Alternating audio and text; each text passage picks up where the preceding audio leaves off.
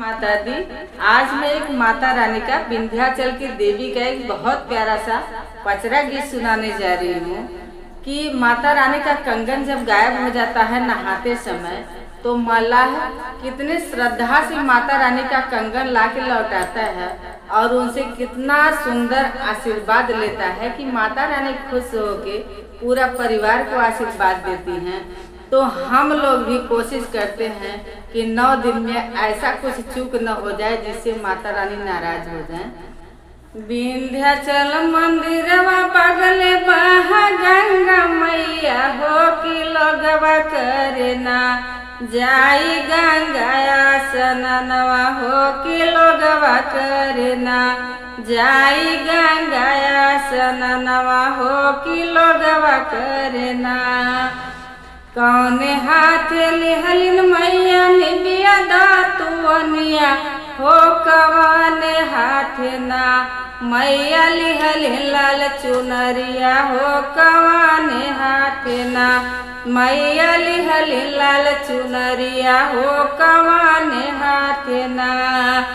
दाहिने हाथ लिहलिन मैया निबिया दातुअनिया हो कि बाएं हथवना मैया लिहलिन लाल चुनरिया हो कि बाएं हथवना मैया लिहलिन लाल चुनरिया हो कि बाएं हथवना।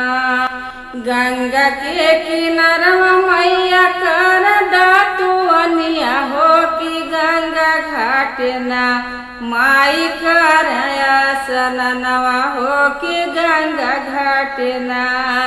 गंगा जी किनारवा माई कर दातुअनिया हो कि गंगा घाट ना माई मोर कर स्नानवा हो कि गंगा घाट ना माई मोर कर स्नानवा हो कि गंगा घाट ना। एक डुबकी मरलिन माई दुई डुबकी मरलिन हो तीसरे डुबकी ना गिर माई के कंगनवा हो तीसरे डुबकी ना। एक डुबकी मरलिन माई दुई डुबकी मरलिन हो तीसरे डुबकी ना गिर हाथ के कंगनवा हो तीसरे डुबकी ना गिरल माई के कंगनवा हो तीसरे डुबकी ना।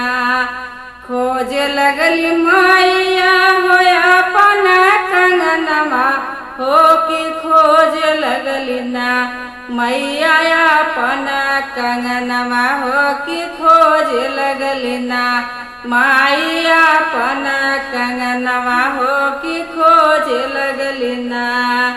जेहि मोर कंगनवा रे खोज के ले आई है कि देव शिष्यना बाढ़ पोता से पतोहिया हो कि देव शिषवना बाढ़ पोता से पतोहिया हो कि देव शिषवना। एतनी बचन जब सुनला मलहवा हो कि खोज लगल ना मलह माई के कंगनवा हो कि खोज लगल ना मलह माई के कंगनवा हो कि खोज लगल ना। खोज के कंगनवा मलह दिहला मैया हथवा की देलिया शिष्यना बाढ़ बेटा से पतोहिया हो कि देलिया शिष्यना। जाई सही तू ही मलह दिहला मोर कंगनवा हो कि जुगे जियना मलह बेटा से बिटियावा हो कि जुगे जियना। जाई से तू दिहला मलह हमारो कंगनवा हो कि जुगे जियना मलह बेटा से पतोहिया कि जुगे जियना मलह घर परिवारवा हो कि जुगे जियना मलह घर परिवारवा हो कि जुगे जियना।